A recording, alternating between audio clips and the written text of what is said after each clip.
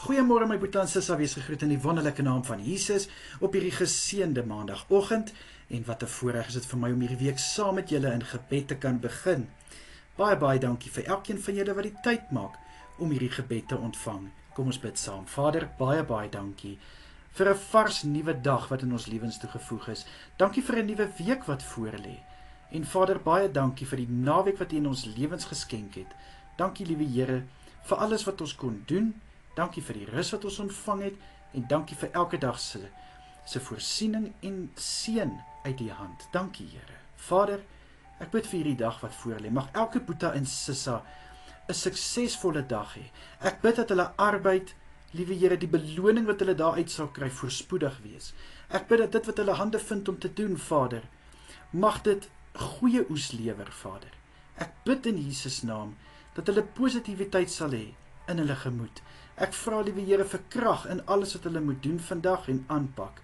Ek bid vir wysheid en insig en besluite en keuses wat moet gemaak word deur hierdie dag. Vader, ek bid in die kosbare naam dat elke een se week so geseën sal word, liewe Here, met nuwe besigheid, met nuwe geleenthede, met kontrakte vir elke besigheidsman en elke besigheidsvrou.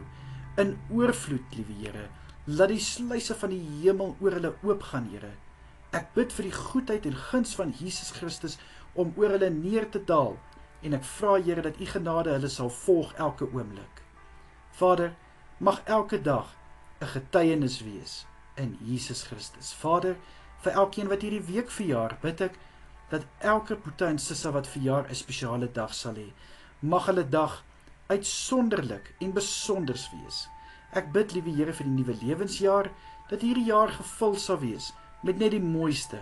En ek bid, liewe Here, vir voorspoed en verseëning in hierdie nuwe lewensjaar.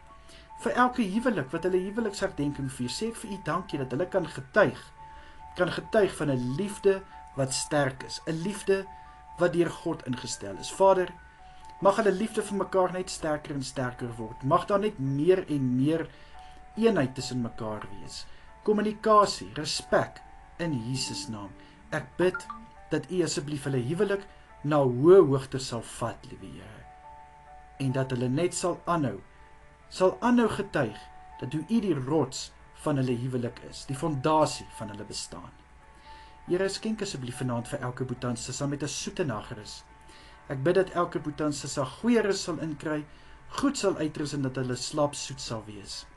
Mag hulle kalmte en rustigheid beleef tydens hulle slaap in Jesus Christus naam. Vader, beskerm asseblief elke een deur hierdie dag.